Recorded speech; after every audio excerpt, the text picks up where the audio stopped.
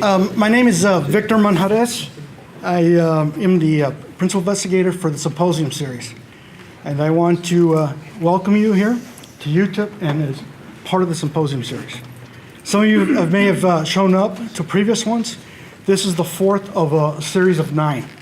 And the next one is scheduled in October. We'll have one in December, so it's about every 2 months on that. So the idea behind the Symposium Series is actually to offer workforce development to practitioners in the Homeland Security enterprise on that. So we have actually about 90 some odd RSVPs today. You'll see cameras set up. It's a webcast because we also offer that option. And then for the people that could not have attended or watched it on the webcast, it's on our website to be able to download and be able to be able to view a particular symposium. The whole series is on our website. And that information is in the packet. This symposium series is actually made possible by the Department of Homeland Security Science and Technology Office of University Programs under the Center for Borders, Trade, and Immigration Research out of the University of Houston. On that, so that they've allocated some funding to be able to bring this to you. And so on behalf of those two entities, thank you for being here. On that, I think you'll find this symposium interesting, hopefully insightful. I would hope that during the process here that there'll be a good, healthy exchange of back and forth between yourselves and Dr. Scott Decker. So with that, I'd like to introduce Dr. Scott Decker. Dr. Decker is from Arizona State University. He earned his PhD in criminology from Florida State University, and his main research interests are gangs, violence, and criminal justice policy. Not only has he done work here in the United States, but he's done extensive work actually around the world, and particular interest to me is stuff that's going to be that he's done in Central America with some colleagues on that. The idea behind this, when I learned about his research interests, is what can we learn in terms of lessons learned from other places? And his research is really based on interviewing a lot of folks that have been involved with gang, drug smugglers, things of that nature, where they have nothing to lose. They're in there forever on that, and be able to be frank and be able to answer those type of questions. So he's written extensively in research journals, books. In fact, he may be familiar for watching on different pieces of news items and TV, things of that nature. So with that, Dr. Scott Decker. Thank you.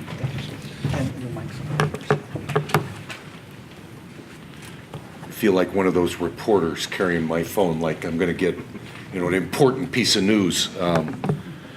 But the news seems to be the same most of the time anyway, so I'm not sure what the breaking news is.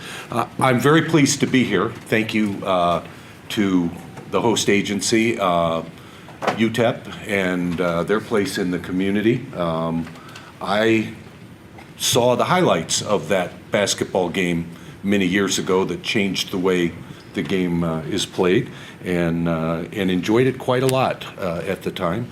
My dad is 92 years old, and so he lives in a different state. I try and talk to him pretty regularly. He's in pretty good health, getting around okay. And we talked yesterday, and I said, well, he said, are you going anywhere? I said, yeah, I'm going to El Paso. What are you going to do? I said, well, I'm going to give a talk. And he said, well, who's the audience? And I said, well, largely be people involved in law enforcement in some capacity. Border issues certainly are important in El Paso, and I'm going to talk about gangs. He said, yeah, you talk about that a lot.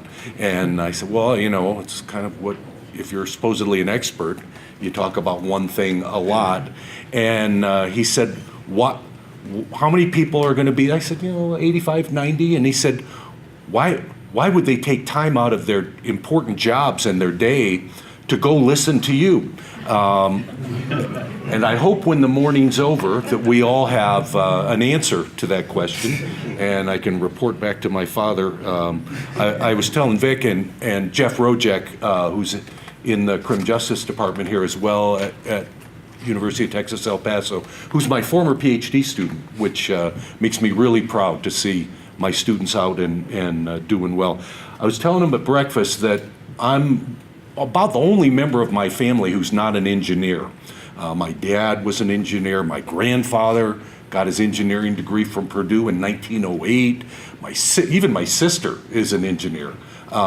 So at family get-togethers, I'm kind of the one who never made it. So we'll see if I live up to expectations. There are 4 parts to the talk today. I'm going to begin by introducing the premise that we ought to examine the overlap between street gangs and terror groups, that there's enough emerging evidence and certainly speculation, though a lot of it fueled by the media and not much of it with a solid evidence base, that we at least ought to look at the premise. That's the first part. The second part is to look at, very quickly, kind of what we know about street gangs in this country, their diversity, their changing nature, to get a foundation. Then to look at some emerging research on terror groups and see if the overlap is sufficient enough to help us to do a couple of things. Those couple of things would be, if there's sufficient overlap between what terrorist groups and gangs look like, then we can use our knowledge about what works in intervening with gangs, and I would argue what doesn't work. We know a lot more about what doesn't work than what does, but that's useful knowledge as well, because we shouldn't do things that we know don't work. That sounds like a very unprofound premise coming from a PhD who's written 17 or 18 books. On the one hand. On the other hand, as I go around the country and the world, I see a lot of people doing things that we know there's a good evidence base for, that they don't work. And then finally, the fourth part of the talk is to look at gang intervention models and see what we can learn from them in dealing with terrorist groups. I taught statistics for a very long time. Most of the scars have healed. I don't know if my students' scars have healed from my teaching of statistics for 10 or 12 years. And I used to say, if you only learn one thing in this class, learn this. And I had a young man come up at the end of one semester who had, the lowest we can give is an F. But if we could have given L's or M's or N's or O's, this young man would have been very far down the alphabet. And he said, well, Professor Decker, you said if I only learn one thing in this class. And he learned that one thing. So I'll give him, I gave him credit for that, but that made him, an L instead of a P, I guess. But the one thing today that I want you to leave with is, the one thing, as Billy Crystal said in that movie, the one thing, if we don't understand our problems, we can't create effective responses. Sounds like a pretty straightforward proposition. We got to understand what the problem looks like in order to respond effectively. If we don't understand those problems, then sometimes we get lucky and we do the right thing anyway. But if we don't understand those problems, we either do things that make them worse, or we do things that don't have any effect at all.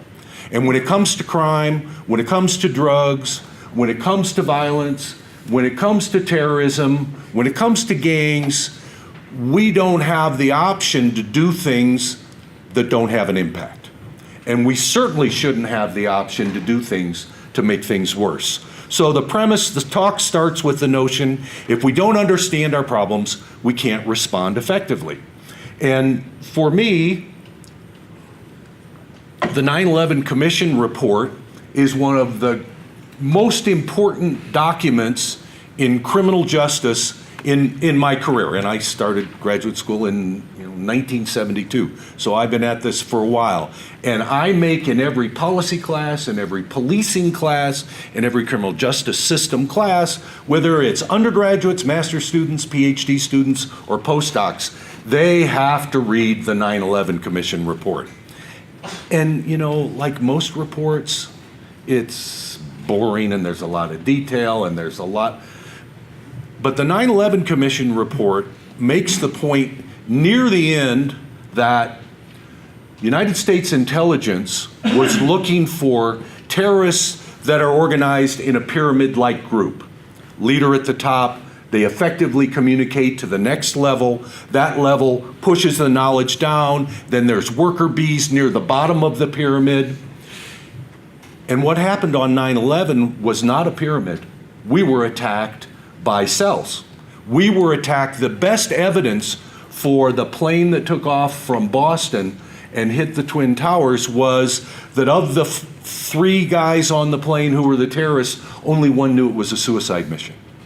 That this information had been protected and kept so tight and so insularly that, can you imagine, you think you're hijacking a plane and you look up and you see the Twin Towers coming towards you? That the suicide nature of the mission was kept quiet and kept from everybody else on that plane.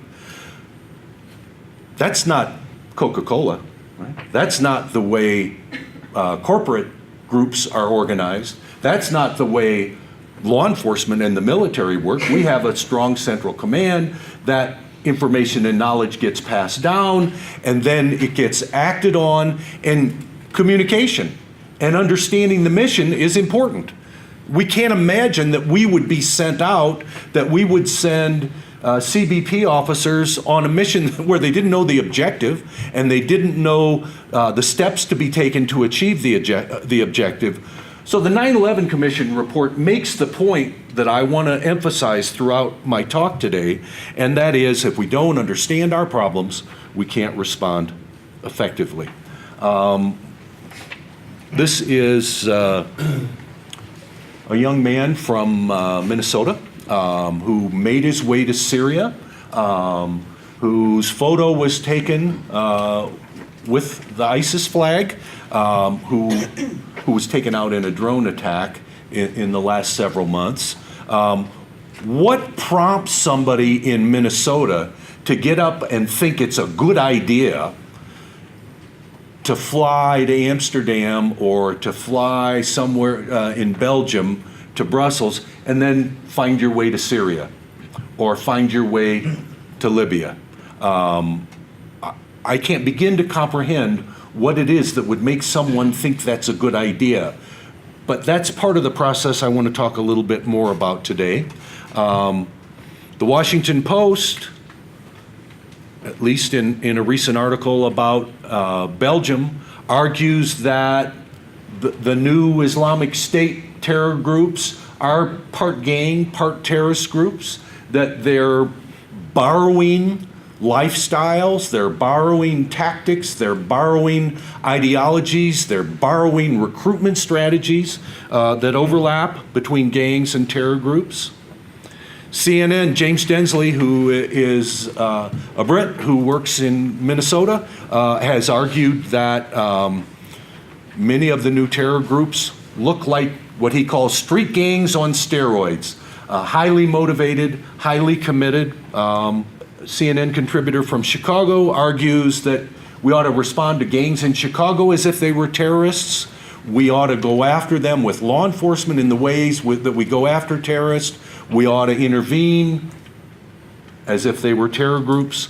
So there's a growing number of individuals, whether it's media, whether it is Sandia National Laboratories, whether it's the FBI, that endorse the view that gangs overlap with terrorist groups and gang members are engaged in terrorism. When he was chief in LA, Bill Bratton argued that he was going to take Homeland Security, and I guess if you're Bill Bratton, you can tell the Department of Homeland Security what you're going to do with their money. And Bill said, what we're going to do is go after the number one terrorist groups, the groups that are responsible for terrorizing residents in Los Angeles, and that's street gangs. We're going to let the federal government do their job, and we're going to cooperate, but we're going to do our job, and our job is to secure the streets in Los Angeles and make the streets safe. Well, it all starts with a definition. You know, it took the college professor 8 minutes to get to a definition, which is a little longer than usual, because we like to know what we're talking about. Because what Bratton had to say about terrorism in Los Angeles and terror groups is true. People are terrorized of street gangs in Los Angeles and St. Louis and El Paso and Houston and Jacksonville, Florida, and every other places around the country. Street gangs, and I participated in with a group of a couple Americans and about 30 Europeans over time, law enforcement, academics, social service, policymakers, to try and get a definition that worked. So the Eurogang approach says a street gang is a durable, so it has to last a while. It can't be three guys who come together and say, we're going to rob this grocery store and go home and never do anything together. Street oriented, so the street has to be of primary importance. Group whose involvement's got to be a group. A lone wolf cannot make a gang. Gang members act alone, but lone wolves don't make a gang by themselves, whose involvement in illegal activity is a part of its group identity. So doing crime is part of the way they think about themselves. I think about myself as a father and a grandfather. I won't show pictures, but I have several hundred on my phone. And I had to switch phones because my daughter, who's the mother of my grandson, had a different kind of phone, and I couldn't video chat with him at night. So I got 100, all these pictures.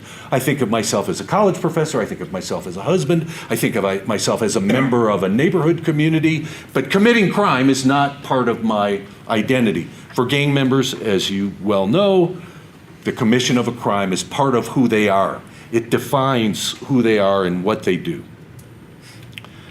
And this is a definition that may be flexible enough to include extremists. So let's switch to the second part of the talk and talk about gangs for a bit. Gangs are certainly not new.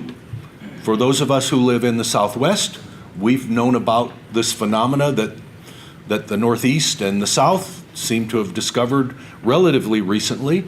4 major eras of gang evolution in the United States. The 1890s, when my people, the Shanty Irish, I didn't know we were Shanty Irish at the time until I went through the Polish neighborhood next to my neighborhood in Chicago to go to school. And that's where I learned that the Irish weren't viewed as the coolest people on earth. And my family was part of that 1880s, 1890s immigration pattern from Ireland. Concentrated poverty, marginalized ethnic groups, cities rapidly growing, lots of European immigrants. That was followed by a new generation, if you will, of gangs in the 1920s. Many of the same kinds of issues. 1960s, another round of gangs, and then the 1980s and beyond, new immigrant groups. Similar kinds of social forces at each of these times. It's important to point out that there was no national, state, local, or private program that effectively got rid of gangs in any of these first 3 iterations. They just seemed to go away mostly on their own. There may be a lesson there. The characteristics of gang definitions we've talked about with the Eurogang definition. I think it's important to note just for a minute about how we recognize gangs, how we come to identify that gangs exist. Are they troubled individuals? Are they just young criminals? Are they the product of schools or a job market or families that don't work anymore? And there's also a social process in responding to gangs. I had the privilege when I lived in St. Louis for 29 years of working very closely with 6 police chiefs. And Bob Sheets, who was the second of those 6 chiefs, had a gang intel squad, and they brought all the intel to him, and it sat in a drawer in his office, and his public stance was, we don't have gangs in St. Louis. And despite all evidence to the contrary, despite graffiti, despite shootings, despite all evidence to the contrary, there were no gangs. Bob retired, and Clarence Harmon became chief, and overnight we had 230 gangs and about 6,000 gang members. Overnight, Where did they come from? Well, the previous chief had all that information shredded on his way out the door, and the new chief asked a couple of officers in the homicide unit and averaged their answers, and that's how we got 230 gang members and roughly 230 gangs, roughly 6,000 gang members. Well, we went from denial to identifying the problem, and often we go to over-identification, where every kid with a baseball cap on backwards, every kid with a sports logo jersey becomes a gang member. And if that's true, we're in a real load of trouble. The best estimates from the National Gang Center in conjunction with the FBI now are that there's somewhere around 800,000 to 1 million gang members in the United States. That's a significant problem, big problem to deal with. We have trouble identifying the good sources of information about gangs. I served on a task force in St. Louis that served southwestern Illinois and St. Louis. And so what do? I give a quiz, right? So I asked everybody on the task force, whose job it was to come up with policies to respond to gangs, what's the primary way you know about gangs? 80, 90 people on this task force, the media. The primary way I learned about gangs, the media. That was true for every group, including law enforcement. And then we asked them to evaluate how reliable and accurate are the following sources of information about gangs. You know where this is going. The media was viewed as the least reliable source, and yet they were the source most used to make policy and to understand gangs and to craft interventions. If we don't understand our problems, we're not going to be able to respond effectively. If we understand our problems with data that is bad, we're not going to make good choices. We're going to put people at risk. Citizens, as well as the people whose job it is to respond to gangs, law enforcement, probation, parole, corrections, social service. And then something happened after the turn of the century, 2002, 2004. This European study group that I'm a part of, we met in Oslo. And one of my friends, who's an anthropologist there, Inger Liselin, who speaks English with that beautiful Norwegian accent, said, "Scott, I got to show you something. We've never seen this before in Oslo." And she took me out at night into gang neighborhoods in Oslo, and my first thought was, hey, wait a minute, these can't be real gangs. These are just Norwegian kids, and Norway's got this booming economy, and Norway's got this social service net.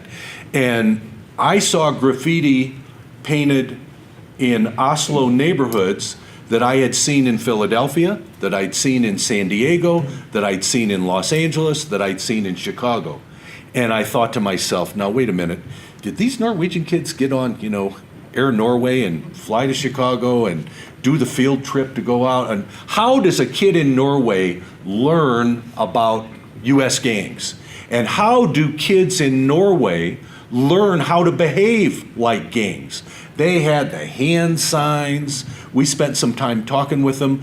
And mixed race, little pale blonde Norwegian kids and Pakistani immigrants and immigrants from sub-Saharan Africa mixed in the same gang. And I said, how do you learn about this?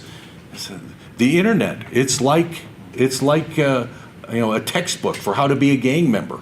And I think we've been slow to come to the table to understand the power of the internet to transmit culture and groups and group identity. And the internet allows a lone wolf, if there are truly lone wolves, to act as if they're part of another group because they've been radicalized online, because they've learned the techniques online, because they've been recruited online. And I'll talk in a bit about a project I did with Google a number of years ago. When you go on Google and if you search on, let's say you searched on Jeff Rojek, R-O-J-E-K, and you put images in, you'd get a lot of pictures before the beard, after the beard. If you just searched on text, you find out what he's written and where he's worked and the like. But Google controls those algorithms that lead you to the things he's published, that when you click on them, go to those.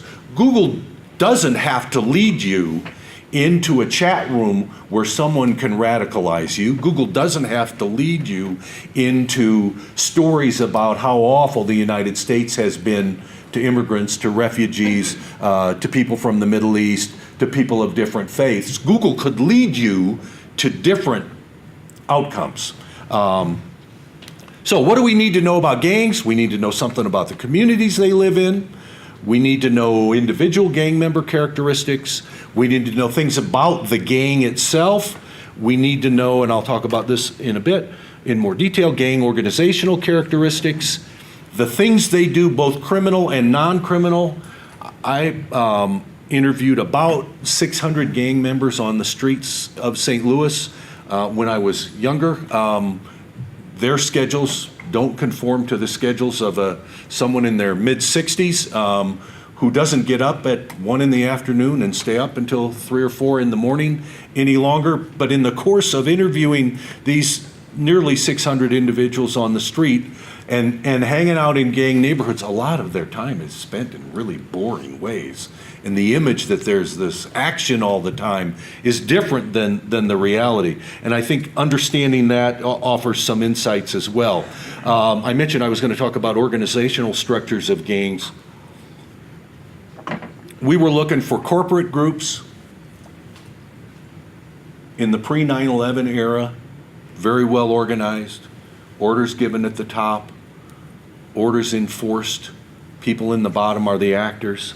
And we had cells, very purposive, single-purpose groups that may come together and then may split. They're small, they're specialists, and there's a strongly held code of the group.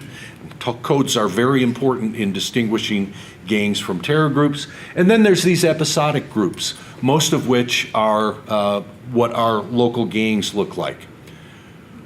The average age of a gang member in the United States is just under 17 years of age.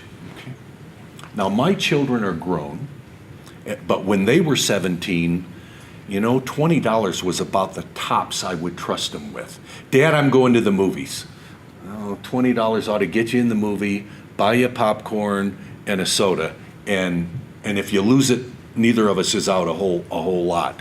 But if the average age of a gang member is 16 and a half, just under 17 in the U.S., I mean, I don't know about you. My kids were pretty responsible. I wouldn't trust them with drugs worth thousands of dollars or hundreds of dollars worth of profits from drugs. I would want to know where they're going, who they're going with, who else was involved. And I think it's important to understand how much age structure tells us about American street gangs. There are risk factors for gang membership that we know. Poor parental supervision, duh. Early childhood aggression, kids who are 4, 5, 6 years old, who are hitting other kids, especially in school and in school settings. Those are kids to pay careful attention to. Kids' delinquent belief system. Our question that measures this is it all right to hurt someone to see them squirm? So not hurting them to get their money, not hurting them to get a property or their bike or some object or some possession, hurting them just to hurt them. Significant negative life events, watching mom be beaten up by dad, watching mom use drugs, watching mom have multiple boyfriends into the house, peers that are delinquent, and a commitment to those peers on the street. The more you have, the more strongly you feel about them, the longer you have them, and what's really key is the earlier these start, the more trouble we have, the more likely they are to be involved with gangs and be involved for quite some time. Why do we care? Well, there's 1 million of them in the U.S. The gang homicide rate is about 100 per 100,000, 25 times what the U.S. homicide rate is.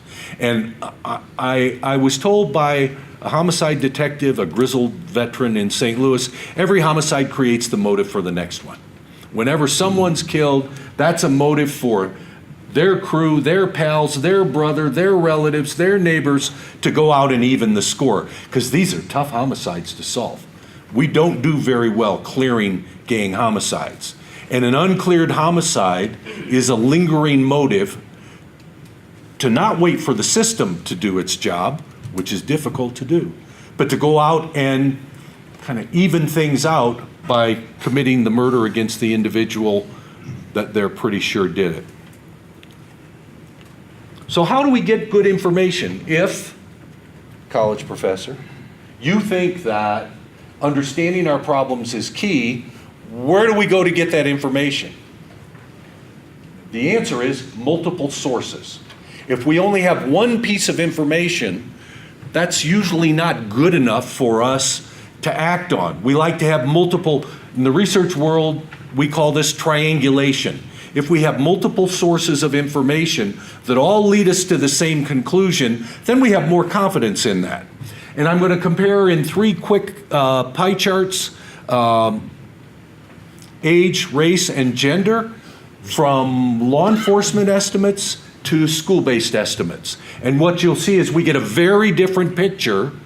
If we look only at law enforcement estimates, 90% of gang members are males, the pie on the left.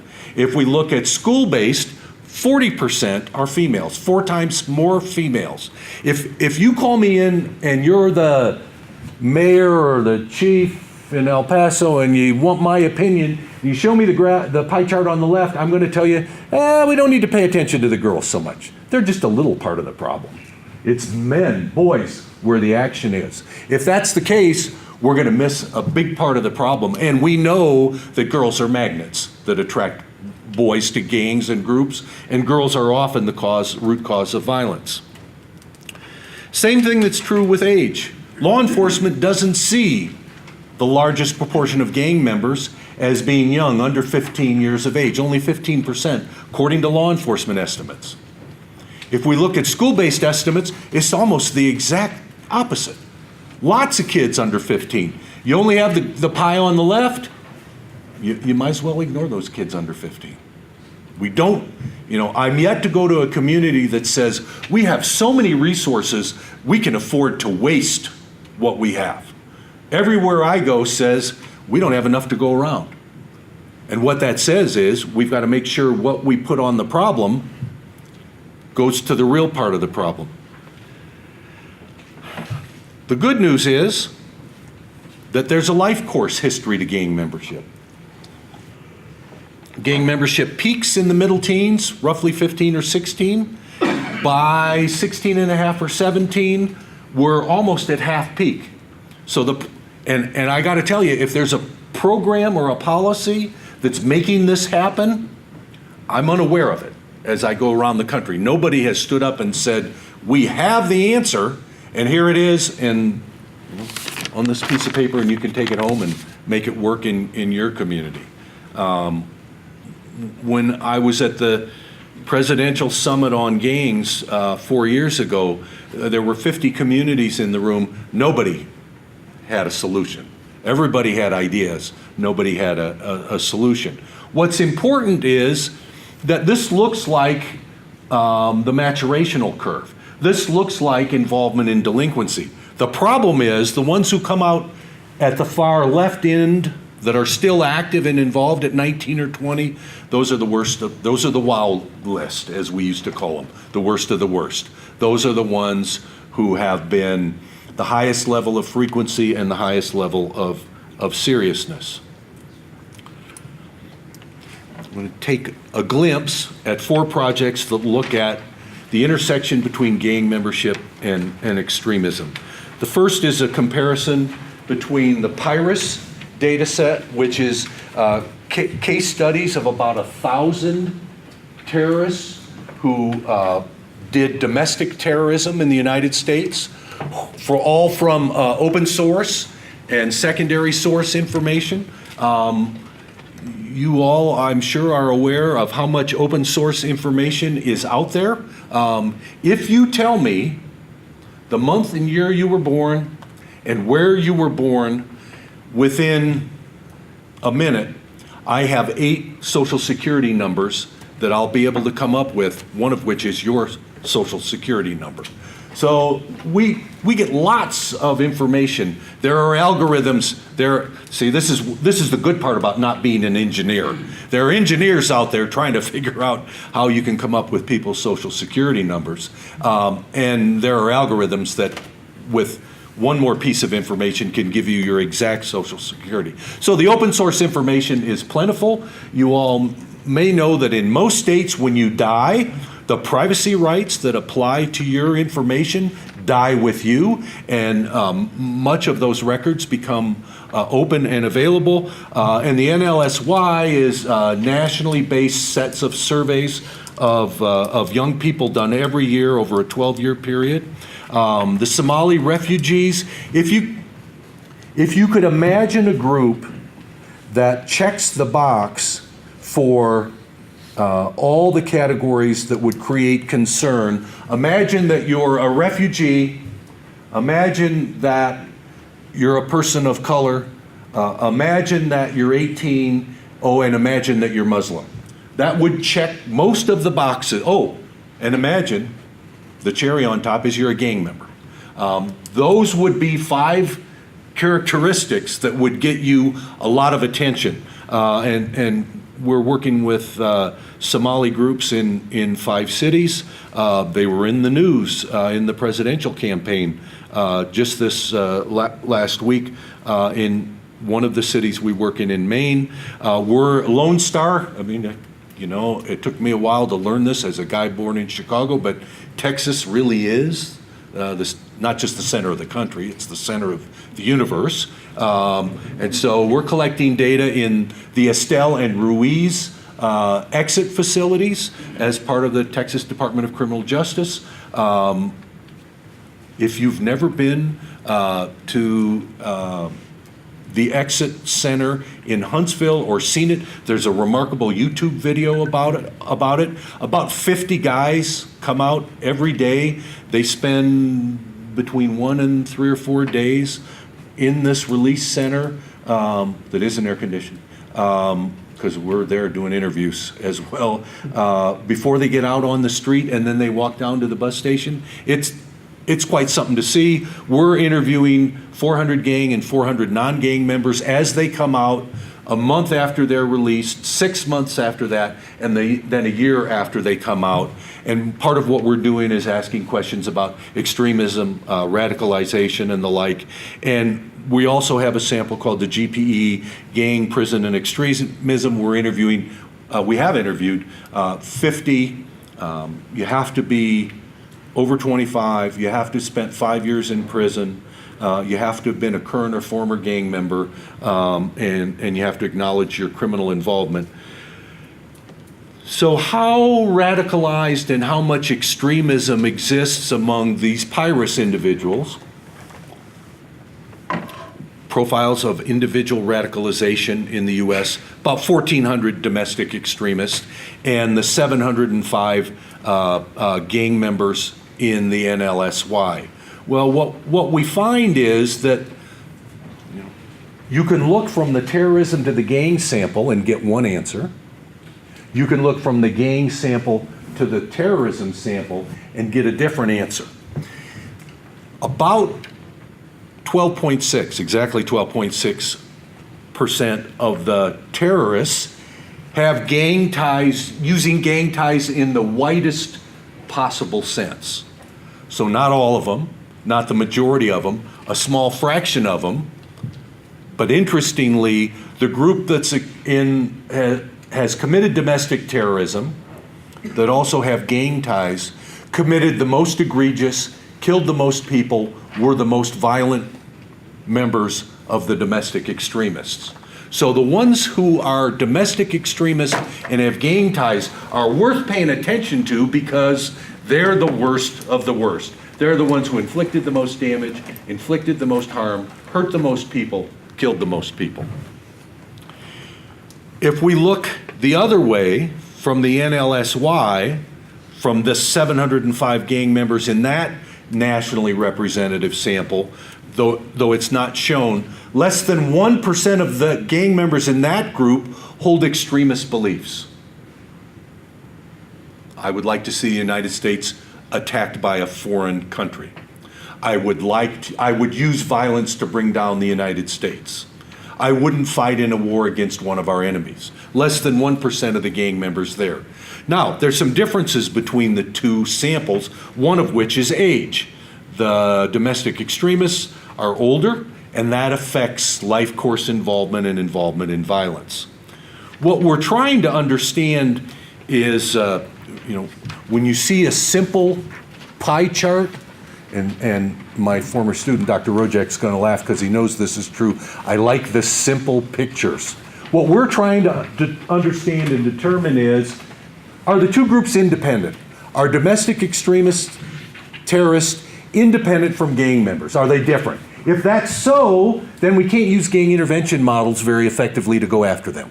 We can't use the same policies. We can't use too many of the same enforcement techniques. So if they're independent, that's worth knowing. But there's also a convergence model that says there's some overlap. And is the overlap interchangeable, which is to say, I'm a gang member on Tuesday, I'm a terrorist on Thursday. I'm involved in domestic extremism this month, and the next month I'm involved with my gang. Or do they have a common cause, domestic extremism and gang membership, but they just don't overlap? It looks as if the interchangeability model is the one when James Densley says terrorist groups are gangs on steroids. What he's arguing is that overlap there, where the criminal street gang and the domestic extremist overlap, those are the ones we really need to be most worried about, because they're the ones who engage in the most crime, harm the most victims, and pose the greatest threat to the community. Now to our Somalis, who, if you don't know much about the history of Somalia, Somalia is a country that is involved remarkable levels of violence against its own people. Mutilation of genitalia on the part of women is commonplace and state sanctioned and state approved. Rounding up and slaughtering young boys from one tribe by another tribe. The levels and kinds of violence that I think most Americans would like to think don't take place anymore, yet do.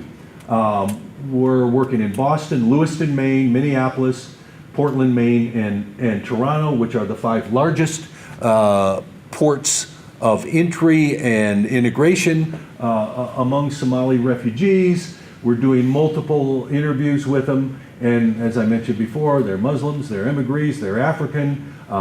Most Somali women wear the habib, wear wouldn't be out without a scarf, don't show skin, so they're easily identifiable, is part of the story. Most of them are second generation residents. They report being stopped by the police a lot. They fit many of the characteristics that would lead to that. What we don't find, and this is a project led by Heidi Ellis at the Boston Children's Hospital, it's part of that big expensive school in Boston. What we don't find are markers that identify or differentiate the young Somali emigres involved in crime from those who aren't. What we do find, though, is that the first generation emigres from Somalia commit less crime than matched U.S. counterparts. So the immigrants do less crime than people who were already here. They get a little closer by the second generation, and the third generation immigrants, who are now socialized into American life, commit crime at about the same level as other Americans do. So part of immigration, part of being socialized is committing higher levels of crime the longer you live here. Or as one member of our study group says, the more American you become, the more the crime you commit looks like that committed by other Americans. The middle column is the important one here. We don't find when we interview people, there's much support, especially young people, much support for political causes, much support for national causes. I tell my students, who are mostly, 18 to 24, I said, you should really hate my generation. And they all look back and say, well, why should we hate your generation? I said, well, one, we all vote. We vote about twice as often, not as often, and twice a high a number as your generation does. So we participate. And there's a lot more of us, and you're going to pay for our Social Security and Medicare and Medicaid. So you ought to look at us, all of us who have gray hair, and say, oh my God, I'm paying for that old guy to go and get a new pair of glasses at Walmart or wherever he goes to get his glasses. So the age issue is certainly an important one. We're interviewing at the Huntsville pre-release centers. We've interviewed 320 completed baseline interviews, and because that corresponds to the gang, prison, and extremism sample in which we've interviewed these 50, I don't know how many of you know the name Greg Boyle. Father Greg is a Catholic priest assigned to a parish in South Central LA, and after 3 months, he goes to the bishop and says, we don't have a problem of faith here, or people want to pray and they like to come and sing and they come to our thing. He said, we have a problem of having to bury people. We have so many young people dying of murder that our problem in our parish isn't people who don't believe in God or that Jesus is their Savior and Redeemer, or that praying and singing isn't important. Our problem is they're shooting and killing each other in our neighborhood, and we got to do something about it. And the bishop says, well, Greg, you're a younger sort of guy, and it's good to care about the community. But so he left the church after a couple of years, and he opened something called Homeboy Industries. If you've never looked at the website, they run the largest tattoo removal business. They have 4 lasers that run 20 hours a day. They'd run 24 hours a day, except they'd burn them out. They have so many guys lined up to have a tattoo removed that they're only taking people with facial tattoos. And, again, this is one of those questions.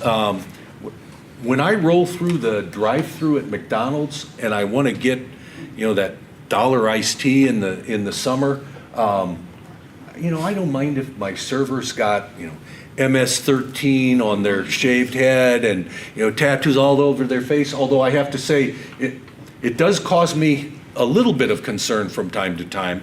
But I'm not going in the bank, right, and depositing my check. And I'm not buying car insurance, likely, from somebody who's got, facial tattoos is a step pretty far. There's so many lined up to do that. They estimate it'll be 2 years before they finish removing face. So Greg's place is interesting. Charlie Beck and Mayor Garcetti have coffee there 2 days a week. They have a cafe. If you fly through Los Angeles, you look for the Homegirls Cafe. It's run by girls who are former gang members. Everybody works. It's a remarkable place. Everybody has to have a job to be eligible to participate in the programs at Homeboy Industries. And the motto is, nothing stops a bullet like a job. And they can't place all these guys in other jobs, although USC and UCLA have each taken about 10 gang members. But if you can't get a job outside, you work inside Homeboy Industries.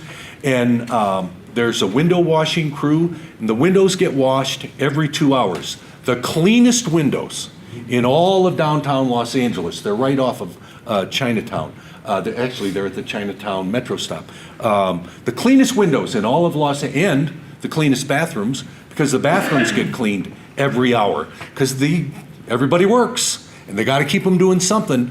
So we interview at Greg's place. We interviewed at a gang outreach place in Denver, and Gangs to Jobs group in Phoenix. We've completed our interviews there. We do extensive interviews about anti-government feeling, about radicalization, extremism, hatred toward the U.S.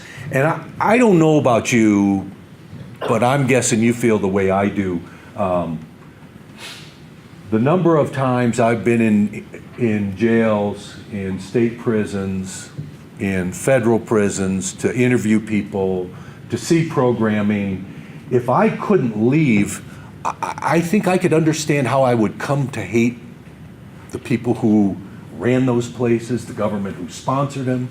And when we ask, what would your response be if the United States was invaded by a foreign government? And I'm not sure how I feel about this. Every one of them says, I couldn't wait to fight. I couldn't wait to fight that foreign country that invaded my country, that invaded my homeland. And many of them look at us and say, I'm good with a gun, you know what I mean? And I'm the guy they'd want to have if we were invaded by, I'm not sure who's next to invade, but a Central or South American country, or maybe a country in Eastern Europe, or the like, or Africa. They're ready to go. Sign me up, I'm ready to go. And I find that sort of dissonance between the country that locked you up, the country that took away your freedom, and I would argue justifiably so, is the country you're going to fight for. You want to be in the front lines. Sign me up. I don't need any training. I'm good to go. Of course, those aren't the guys we want in the front line, because they lack the discipline that we think is important, though they are willing to take risks. And we find very little radicalization when we ask questions about social issues. They come down pretty much on a very conservative set of social issues. Very strong feelings against gay marriage, very strong anti-abortion feelings, very strong feelings about getting the government out of health care. And most of them wouldn't have health care except for when they're in prison, of course, and the state provides it, without the government intervening. So the group we sampled this way, expecting to find guys that really hate America, guys who say they locked me up and I can't wait to help take them down. And at least based on what they tell us, they don't harbor those feelings that we thought they would most likely be harboring. Where's Vic? I think the good news is we're 2 or 3 minutes from taking a break. Is that about right? So are gang members like extremists? Are there differences between extremists and gang members? If there were, or if there's some overlap, we would expect to see individual and demographic differences. We would expect to see some social, economic, and political differences. You know, one of the notions that gets floated is that terrorists join terror groups because they're socially disadvantaged, because they're unemployed, they're at the bottom of the job market. That tends not to be the case at all. It tends to be the case that many of the individuals and domestically involved in terror groups have jobs and have education, certainly among the 9/11 bombers. Are there community characteristics? Certainly in Brussels, things look very different. And you know, one of the reasons why Belgium has the trouble it has is there's 3 languages that are spoken, that law enforcement is often stuck without enough speakers of one of the other languages. Law enforcement is also disjointed and disorganized in Belgium. There's the lack of an efficient federal umbrella. And you got to recall, Belgium's not much bigger than half the Dallas Metroplex in terms of the number of people who live there. Are the pathways to extremist violence similar to the pathways to gang membership? They look to be different. Are there theories of extremism that predict gang participation? Extremism isn't new, right? I mean, we've had extremists probably had things gone the other way in the Revolutionary War. The extremist would be those colonials who tried to get over on the British, because the British would have written that history, not the colonials.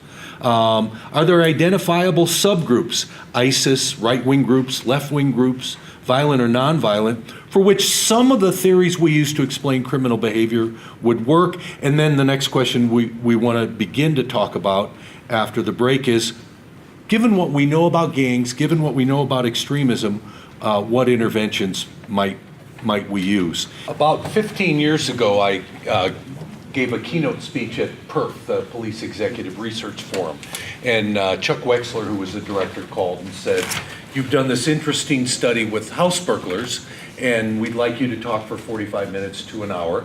And the study he referred to was funded by the Justice Department, and what it involved was we had a guy named Street Daddy, whose name probably tells you a little bit about what he did, who had been a robber and a burglar and a car thief until he was shot 7 times in the back and had been in a wheelchair, but he still knew the guys from the life. So we interviewed about 105 active residential burglars, not in jail, not in prison, guys who were on the street that Street Daddy knew. And then what we did that was really innovative was we went to the last 3 houses they'd been in, sometimes as recently as the night before or 2 days before. We mic'd them up and we walked around the block, and 90 of them did this 3 times with my colleague and I, and we'd say, well, you said you went in 735, why not go in 737 Elm Street? And what made that house look good to you? And so Chuck had said this, and it was interesting. And Chuck said, come on out and talk. And PERF holds its annual meeting second week of November in San Diego at the Princess Resort, which is right on the water.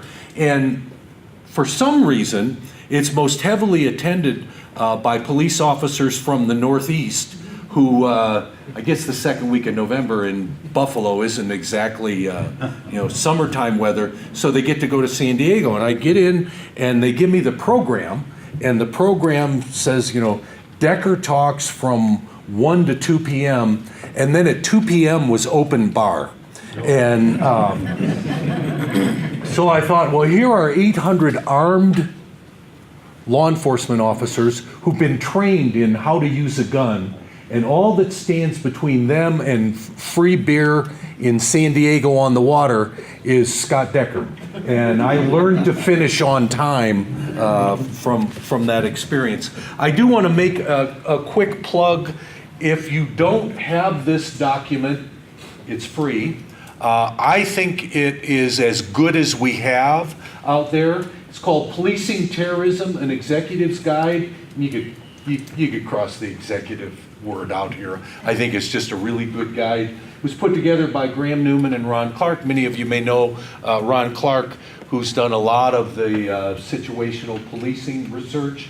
And it takes you through many of the, so preparing your agency and yourself, understanding the threat, developing a plan, collecting intelligence, hardening targets, be ready if attacked. Those are the chapter headings, and it's got some pictures and some boxed material, and it's done by the COPS office, and I think it's a worthwhile resource.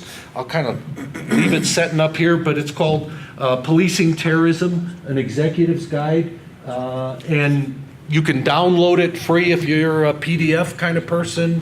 If you're a member of my generation, you can get the hard copy that's available. You could print it out, and I think it's really a useful resource to have access to. Well, similar but not the same. It's one thing to hold radicalized beliefs. It's another for them to be put in put into action. And so we would want to understand what's the catalyst that makes somebody who holds a radical belief act on that belief, because not everybody who holds those beliefs acts on them. And it turns out that historians, political scientists, psychologists, law enforcement, military intelligence, none of us criminologists have good analytics to tell who holds a radicalized belief, who's going to act, and if they're going to act, when they might be ready to act. We also lack some definitional clarity about the differences between being radicalized, between holding extremist beliefs and terrorism. Certainly there are religious extremists. We see those in our own country and around the world. There are left and right-wing extremists, and understanding the differences between those groups and the triggers for action. I think that's the real key, is what is it that prompts the man in San Bernardino and his wife to act. Their radicalization didn't occur and then immediately prompt an act. What is it that someone who holds a set of beliefs, what's the spark? What's the catalyst that promotes them to act? And then the issue of lone wolves. We don't find many lone wolves among gang members. The essence of a gang is the group. It's the group that makes it possible for individuals to act together. And when we look, there are a number of researchers in the terrorism world who think that the more closely we look at what are known as lone wolves, we find that they're not really all that alone. One of the questions is, if you're a lone wolf, have you been on the web? And if you've been in chat rooms, and if you've been radicalized by a handler or a veteran on the web, are you really alone? If someone on the web is encouraging you to adopt radicalized beliefs or encouraging you to take action on your radicalized beliefs. The web has really changed the equation. And one of the things that I learned in working with Google for a number of years, I was in my office 5.5 years ago, and I got a phone call, and I answered the, nobody calls my office phone anymore, unless it's my boss, and then I answer, and it was, hi Scott, this is Jared Cohen, I'm the CEO of Google Ideas, and I thought, this is one of my friends making fun of me or pulling my leg, you know. I won 2 free tickets and a cruise to Mazatlan or somewhere, and so I'm Googling Jared Cohen of Google. Well, he's on the phone talking to me, and I pulled up a little podcast that he had done, and the voice sounded like this thing. He said, I have a project that you might be interested in. We're doing something at Google called SAFE, Strategies Against Violent Extremists, and we want you to be a part of it. And we're going to look at Islamic terrorist groups, religious extremism, gangs, right-wing hate groups, including Nazis, and political extremists. And we want to understand at Google, we want you and your team to do an extensive review of the literature and then go out and collect data on how people get out of gang groups. I said, well, great. And I'm thinking, you know, the university vice president for research came by and said hello. You know, at Arizona State, when I got there, we were doing $80 million a year in external funding. We're now doing $800 million a year. We, you know, if you have the vision that the university is pure and only does science and truth, we're in it to generate money, is what our universities are about.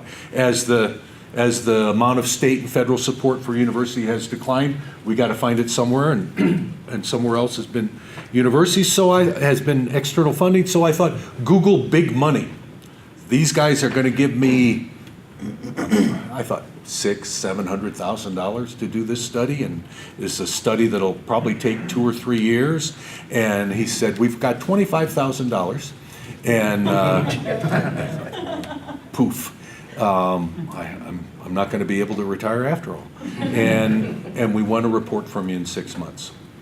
Can you do it? And we don't, you know, don't ever tell any of the agencies that fund me that we were able to over-deliver what we promised in a short period of time and for less money than we would normally be able to put things together. So we went out and interviewed 600 current and former gang members about how they got in, and for the ones who were ex-members, how they got out. Google put this conference together along with the Council on Foreign Relations in Dublin, and it was an interesting event to say the least. But Jared Cohen started the conference with the saying, technology is the problem and technology is the solution to the problem.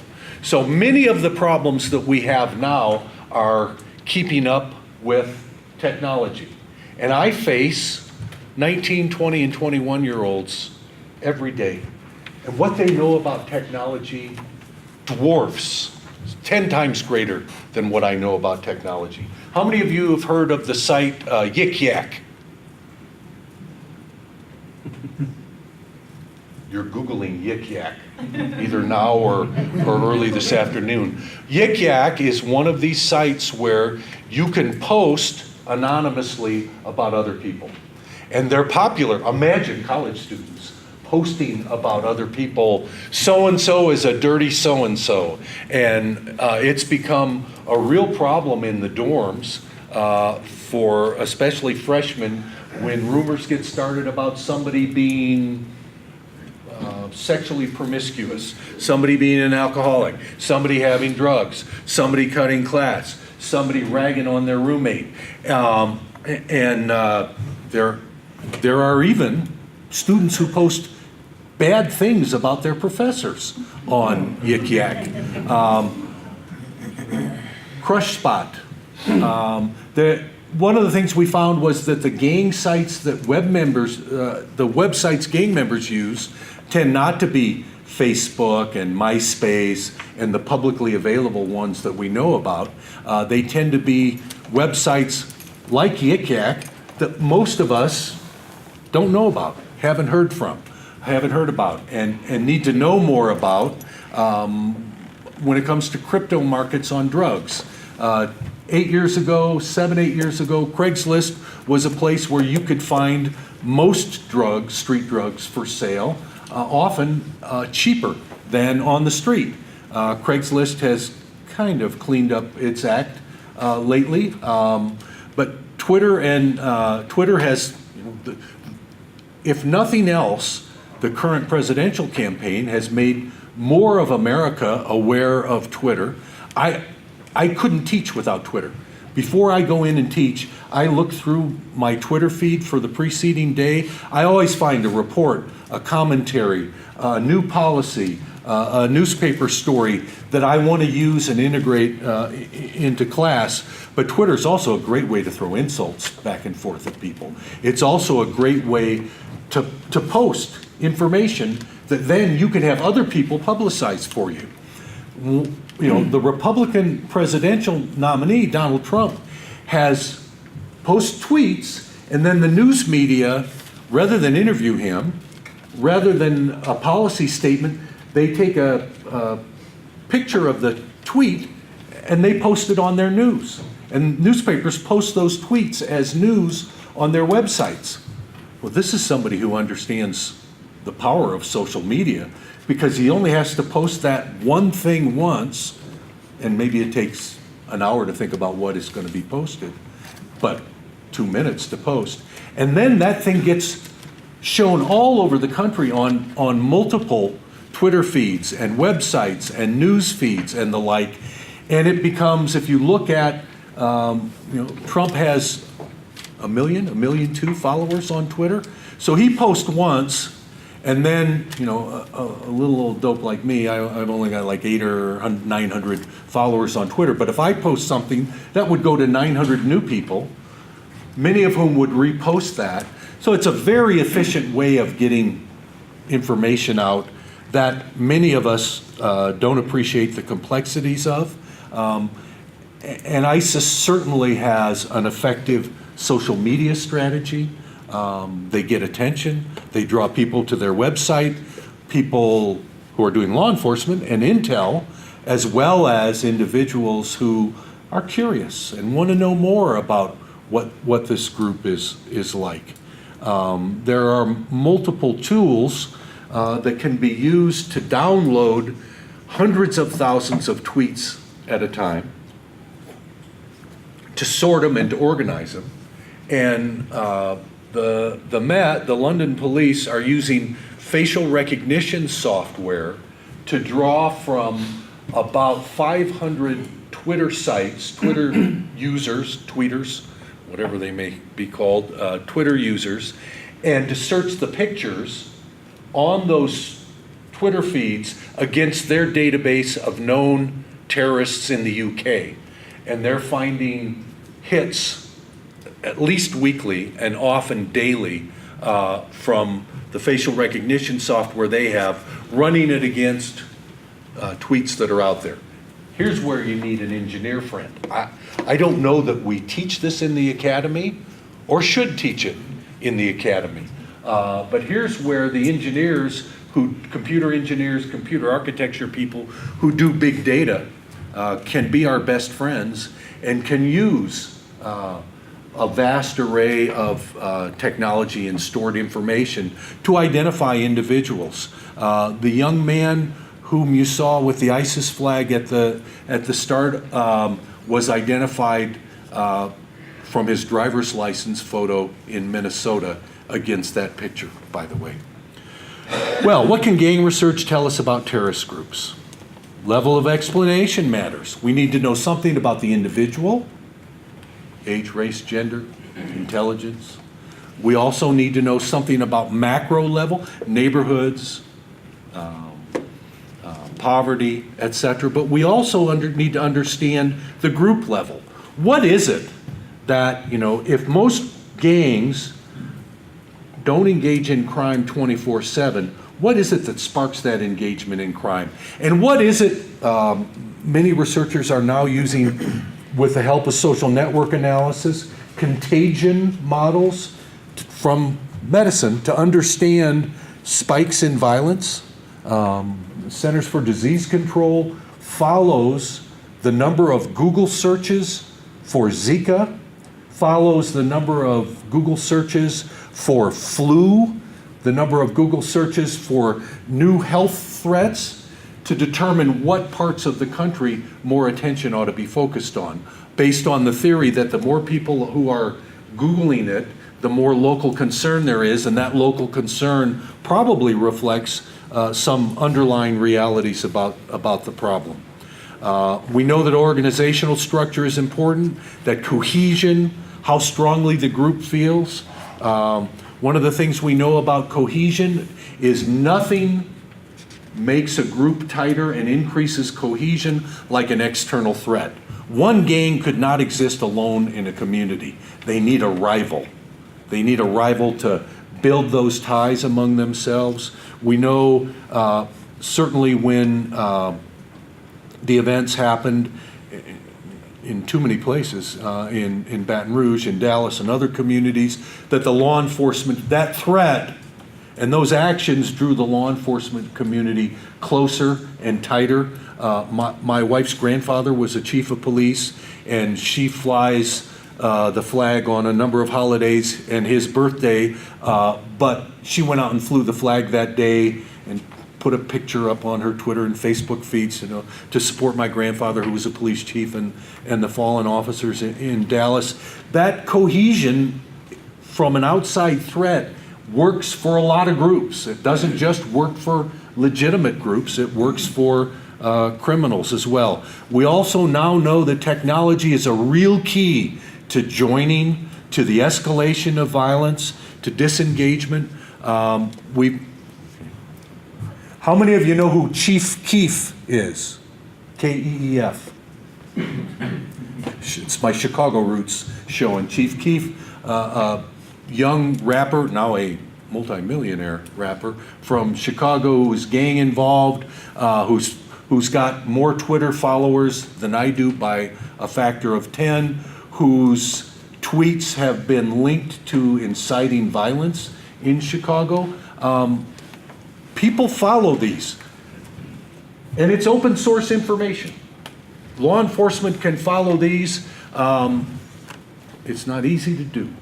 It requires some level of technological understanding, which seems to me a reason to hire 22-year-old civilians who would understand this better than we do. But technology is clearly an important part of the process of getting in a gang.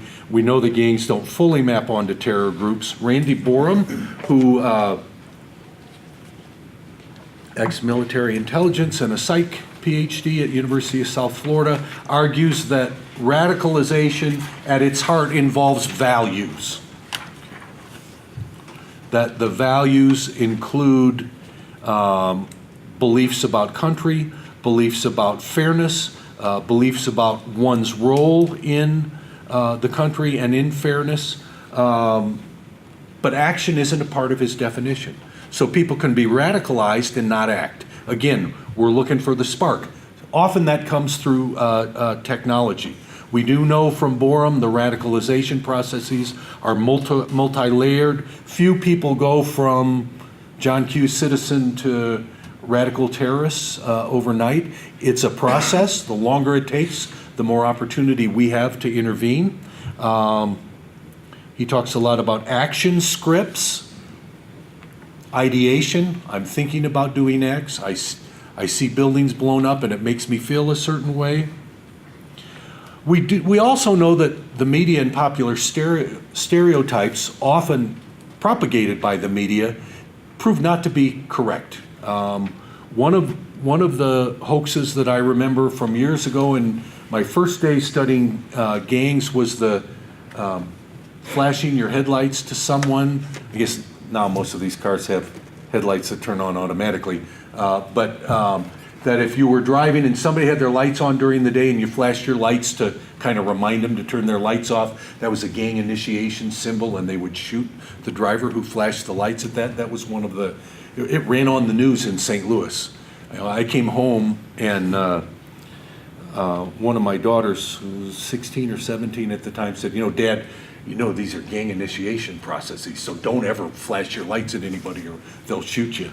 And I said, oh, is that right? And I said, do you remember what it is your father does for a living and who he interviews? And he said, yeah, but this is real new. Turns out that was one of those hoaxes. So the media is often, in a lot of ways, not our friend because they spread misconceptions. Organizational structure is important.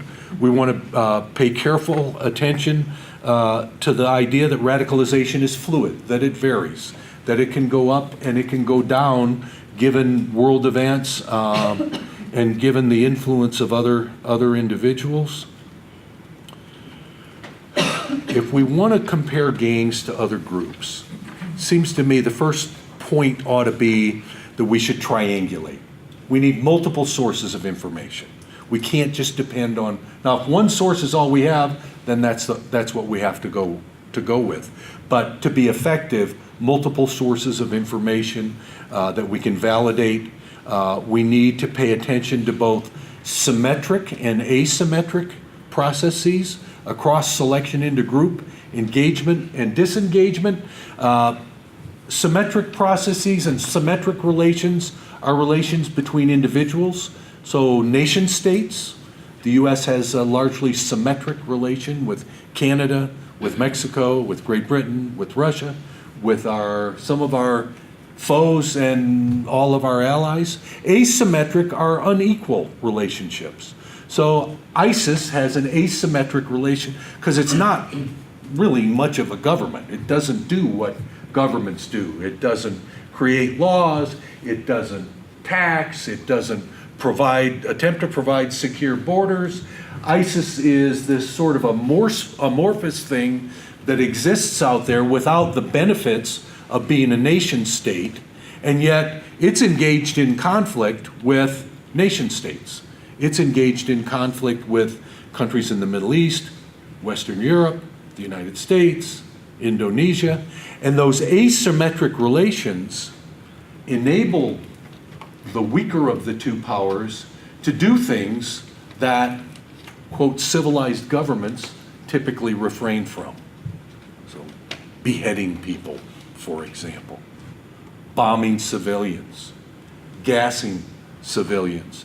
And it's often the asymmetric violence, the really strong nation state versus the somewhat disorganized group of a couple tens of thousands of individuals that are the most violent and the most out there. Within radicalized groups, it's important to pay attention to the small units within the larger group, so that when we say ISIS, we're talking about a much larger unit than when we talk about an active cell within it.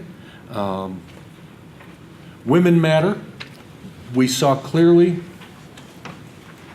in San Bernardino that the wife was intimately involved in the radicalization of her husband. You know, they had to know how it was going to end. It wasn't like they had a plane waiting to take him somewhere, and they had a young child at home. What is it that could, I can't begin to fathom. What is it that would lead you to do something that you knew was going to result in your death and leave your child all alone with very little planning and very little care for that child? Women matter in a lot of ways to street gangs. Women are often the cause of violence or serve to incite violence in street gangs. Women also attract guys to gangs. If we think the average age of joining is 14, 15, 16, those are ages in which young men begin to express a considerable level of interest in people of the opposite sex. And women are attractive magnets to recruit and attract guys. When young men are asked why they join a gang, chance to meet girls and impress girls is in the top 5 or 6 answers that they give. We know that instrumental activities are very different from symbolic activities. So instrumental activities, robbery, drug sales, burglary, car theft, things that generate tangible outcomes. If I commit a burglary, I'm going to walk away with stuff. When we did our burglary study, it was VCRs. Some of us remember what a VCR is. Some of us, I've got 2 in a closet somewhere, and I don't know what to do with those tapes. But maybe I'll give them to my kids for Christmas and see if they can figure out what they are. And a new VCR, which sold for $300 at Best Buy, got about $20 on the street. But $20 was about the going rate for a rock of crack cocaine. I mean, most everything fenced, it seemed then, for about the going rate for crack cocaine. Crack determined the value of goods on the street. So instrumental give you things. Symbolic, cutting someone's head off on a video, shooting someone's car, shooting up someone's house. Those are symbolic actions. Those are demonstrations of dominance and group importance and allegiance. It's important to separate out the symbolic from the instrumental. False positives and false negatives, the 8th point, type 1 and type 2. If we over-identify people as terrorists, we're not going to be as effective in responding. So I'm not much of a medicine person. I understand a little bit about public health. One of the things I've learned about public health is dose size. So let's say we've got an outbreak. Now I'll be on the news saying there's an outbreak of smallpox in El Paso. But just for instance, we'll say there was an outbreak, and we only had 1,000 doses of the vaccine that could counteract smallpox. But we had 10,000 people who were exposed. There would be someone in the room who would say, let's cut each of those doses into tenths so everybody gets something. And what that means is nobody will get anything that does them any good. We only have a limited amount of dose. And if we dilute the dose, it isn't effective.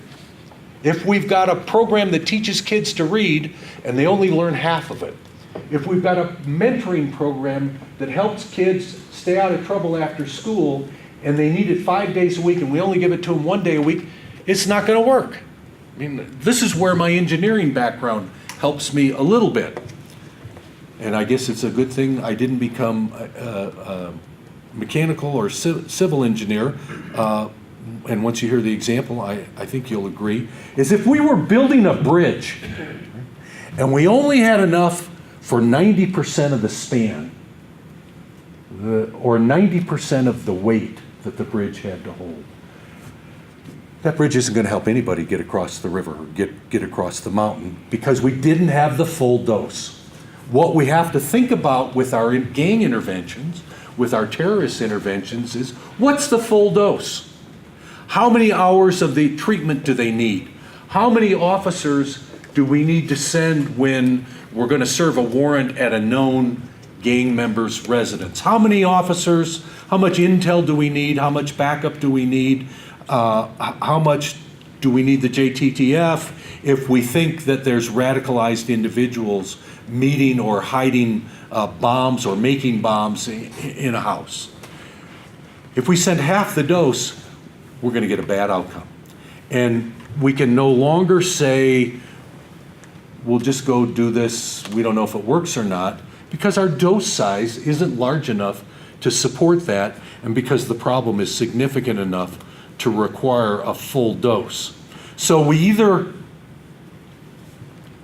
get more money, and I'm of the opinion that regardless of who wins the next presidential election and who controls the House and the Senate, there's not going to be much federal help coming for what you all do and the gang and terror problems that we face.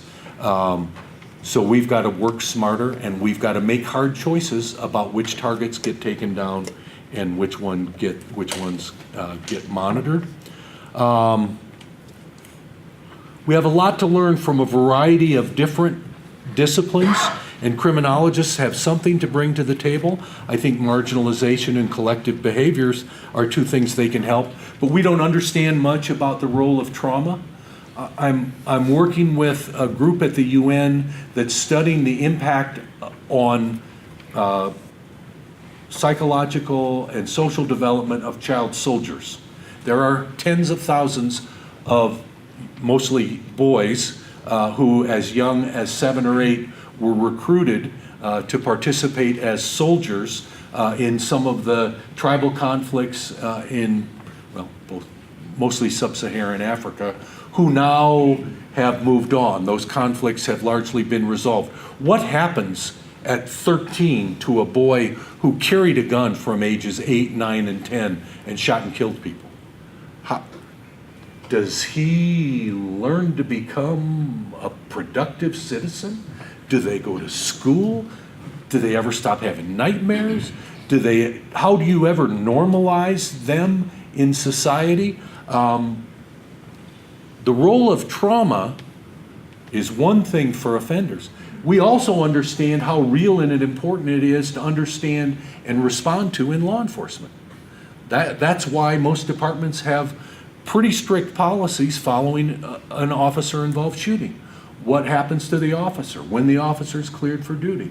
That's as much for the officer's protection as it is for liability issues and other issues internal to departments. So we need to look to trauma, to disengagement. One of the most influential books I've read about disengagement and getting out of groups is a book called Becoming an X, and it was written by a woman who was a nun, and in the course of going to graduate school, she decided that she wanted a different life, and she got out, but she just didn't, take off her habit and put on a plaid dress and say, okay, I'm not a nun anymore. There was a process by which she understood what it meant to not be a nun anymore. And that didn't happen overnight. The reason why in many professions we talk about how many years to retirement and how long you're going to stay on the job is so that people can, it's not just financially, but mentally and psychologically prepare themselves for a new identity. That you're not going to run out there and be knocking doors down once the badge and the gun get hung up. So preparing people for transitions is important. We know that prisons are talked about as important places for radicalization, but there is remarkably little evidence. And the notion that when the Charlie Hebdo terrorism took place in France, and then the subsequent violence in the Jewish quarter, that a couple of those guys had been in prison and they got radicalized in prison. Is that a one-off or is that a pattern? We don't know. The research community has dropped the ball and is trying to play catch-up. I think those are important questions to know. There is some emerging evidence that prisons that are well-run and well-managed, especially not mega prisons, but smaller prisons, do a much better job in not allowing radicalization to grow. We know that belief systems matter. What people believe about the legitimacy of the government, about having confidence in law enforcement certainly matters. And particularly in the US, where many new immigrants come from countries where law enforcement is among the most corrupt parts of the government of the country, how do we get them to trust law enforcement in our country, where law enforcement is much different, is organized differently, is recruited differently, is trained differently, and yet the uniform's the uniform.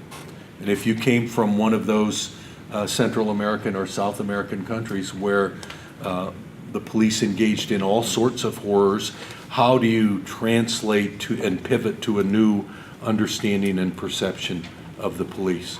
I think I'll just make the point real quickly about trauma being important to understand for those who are victims, for those who witness violence, and for those who respond to violence. I don't know of good work that's followed up on first responders to 9/11, but I can't imagine that first responders to 9/11 don't have post-traumatic stress disorder in important ways that affects their lives. We need to understand something about getting out. Some people get out quickly. Some people get out more slowly. The traditional sorts of life course changes, marriage, jobs, and family, if you were to ask a criminologist, tell me 3 things we can do to reduce crime, I'd say, well, marriage, number 1, jobs, a close second, and family. The anti-terror program in Saudi Arabia takes individuals who've been involved in terrorism, not at the highest levels, who are becoming radicalized, and marries them, finds a woman and gets them married in state-sponsored marriage. It's something you can do a little more easily if you're in Saudi Arabia, and gives them a job. There's plenty of money. They create a job, a reasonable job, a living wage. So here, Scott Decker, you've been in trouble, and we know marriage and jobs are 2 effective ways to get you out of trouble. You'll be married next week, and you'll start to work the day after. Now, we can't imagine saying that in the United States. And frankly, as a father of 3 daughters, sacrificing them for someone who's been involved in or close to being involved in terrorism isn't something Dad's about to sign off on. But it does bespeak an understanding of the role of these larger social processes in socialization. I don't know about any other guy in the room, but for me, I might still be playing basketball for 3 or 4 hours every night, and then going to the bar and drinking beer and playing pool until the bar closed, had I not met Joanne Smith and gotten married and had to come home at night. I mean, there weren't many late nights of basketball and beer drinking. I got a little more serious when I got married, and I'm happy about it as well, because there wasn't much place for a 6'3" power forward even in 1973. What does it take to get out? What does it take to quit? What does it take to move on? We also know that despite our best efforts, occasionally folks slip through the cracks, and we know solid evidence of 4 or 5 dozen gang or ex-gang members who made it into the military, some of whom made it over to Iraq, and left their gang signs on armored personnel carriers, on tanks, and the like. So it's a vigilance we need to bring to a variety of activities. Well, what about interventions? What can we do, pivoting to the fourth and final of these 4 key points? Clearly, public health approaches have proven effective to dealing with gangs when they've been followed and when they paid attention to them. Chicago had this great Cure Violence program, and Chicago declared victory about 4 years ago and said, we've turned the corner on gang violence in Chicago. Declaring victory too early is a strategy that doesn't help us in the end. Boston went 1.5 years without a gun murder of a juvenile and said, okay, we've got this under control. And then Boston's crime rate crept back up. In St. Louis, Project Safe Neighborhoods, here's St. Louis, 310,000 people, 270 homicides in their peak year. Homicide rate of about 80 per 100,000. El Paso's about 2 per 100,000. El Paso, if you use only murder as your measure, safest large city in America. Last I recall was when I got out of bed and looked out my window and saw Juarez this morning. El Paso's a border city, and while things are better in Juarez still has pretty high rates of violence. But for some reason, El Paso does very well. St. Louis, no. During Project Safe Neighborhoods, the homicide rate came down. It was not coming down. It came down under 200 for the first time in a decade. And then it came down under 100. There were 73 homicides, and then 85, 86 the next year during the peak years of Project Safe Neighborhoods. New U.S. attorney came in and said, oh, I got my own project. This is that other guy's project. We're going to do something different. All this gun prosecution stuff and all these joint investigations and all this publicity in the neighborhood, guys knew when we interviewed they knew all the slogans. Gun crime means real time. We're not playing this time, because they were on billboards all over the high homicide districts in the city. St. Louis had 220 homicides again last year.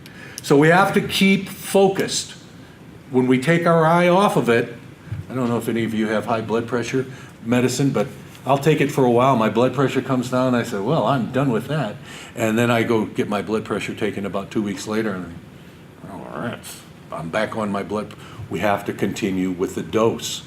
We have to make sure that what we're doing remains, because when we look away, these problems tick up again. 5 strategies typically for responding to gangs. We know that if these 5 are present, we can make headway against gangs. Suppression, we do suppression really well. I was in Milwaukee. Milwaukee got a new $5 million federal grant to respond to gangs, and the police chief said, we'll have the overtime patrol on the street tomorrow night. It took the social service agency a year before anybody was recruited into a job. Were the police torqued off at the social service agencies? I'll say they were. We're out on the street all alone. Where are you guys? Well, it's harder to get that opportunities provision going. Can't be done. A command and control organization like law enforcement, like the military, it's got a lot of virtue. Social service agencies where you have to post a job for 3 weeks. A lot harder to get those up and running. I do want to say just briefly, we did a survey of 250 police chiefs, and we asked them which of these is the most effective in responding to gangs and which is the least effective? Police chiefs, 250 police chiefs, large city. The thing they said was most effective was opportunities provision, jobs, education, training. The thing they said worked least well was suppression, arrest, incarceration, and the like. And then we said later in the survey, okay, chiefs, what do you do the most of? Suppression. What do you do the least of? Opportunities provision. Well, if police chiefs think this is the case, and we're doing more of what we think works least well, and less of what we think works the best, well, we shouldn't be too surprised that, if dribbling a basketball doesn't help you read better, and you dribble 10 hours a day, you shouldn't be surprised if you're not reading very well. Who's involved? This is part of pulling that problem apart and understanding it.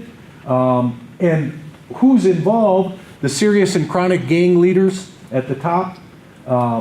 They account for more crime than the other slices of the pyramid, the active gang members, children in high-risk neighborhoods, and then the general population. But we also need to know that who's involved tells us who gets what.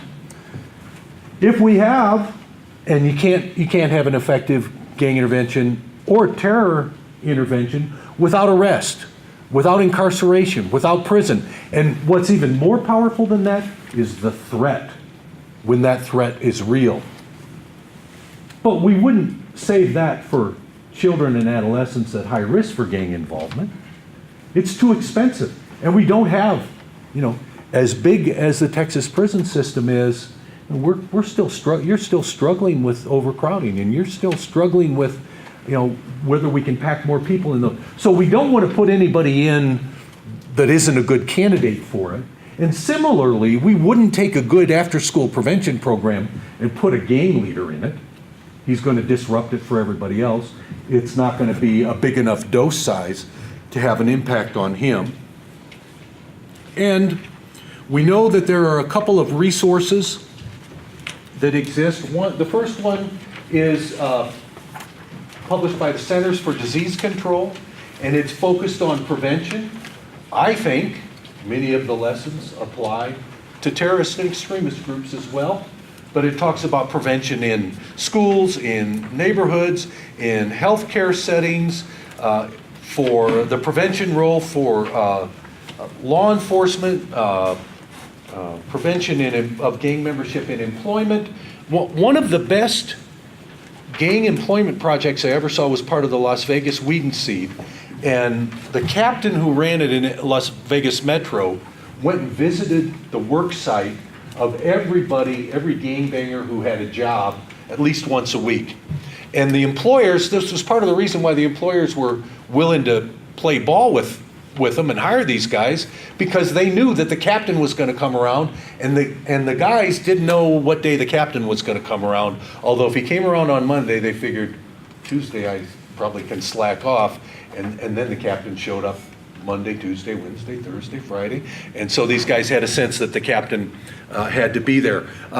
So looking for prevention in a variety of different roles, and that's what the CDC document does. And then strategies to address gang crime, guidebook for local law enforcement that the COPS office, it's not sold, but they've distributed nearly 200,000 copies. It's the best distributed product I ever wrote, and that's the one I don't get any royalties on, gosh darn it. And I close with this slide, and I offer apologies to my dead Catholic grandmother, who probably wouldn't like it that her grandson is showing this slide. But Justin Regali was named the new Archbishop in St. Louis. He was, I don't know if you call him the administrative assistant, but he worked for the Pope and he was kind of the administrative assistant. And so it was a big deal for him to come to St. Louis. St. Louis is one of the most Catholic cities in America. I think it's 4th or 5th now. New Orleans, Chicago, real high percent of the population that's Catholic. And the Catholic Charities, who are the good guys? They're not out in the suburbs in a big glass building with, You can only get in if you've got a key card access or a big insurance card, and they don't have guards keeping people out. Catholic Charities has all these facilities around the city. They're in the bad neighborhoods. The doors are open 20 hours a day. And so this was a big deal. And in the back, welcoming the Archbishop, these were up in every Catholic parish, every Catholic church, every Catholic school, and on the streets and billboards. And you see in the back a young priest, and he's surrounded by 6 young guys who are, I was told, 5, 6 years old. And you can see 4 of them are given gang signs. So Catholic Charities posted thousands, perhaps as many as 2,500 of these around the city, advertising the new archbishop's coming to town. And if we don't understand our problems, we're not going to be able to forge effective solutions to our problems. And a corollary to that is, if 5-year-olds can fool the very people in the hood who see gang members every day, who are working to resolve gang disputes before they happen, and if those people can be fooled by 5-year-olds, we're in a lot more trouble than we might think we are. Thank you for your indulgence for the last couple hours. I should say quickly two things before I stop and open for questions. One is my colleague Chuck Katz is the next speaker in the series. He and I are going to Honduras to look at a gang intervention program on Monday. So his appearance here in 2 months is a little iffy, depending on how things go. And if you wanted any embarrassing anecdotes about Chuck, my email address was at the start of the. Now, if you have any questions about the talk or you want more resources or clarification, my email address, scott.decker@asu.edu, is at the front of the talk, and I'd be happy to respond to emails, as I will be to questions. Thank you, everybody.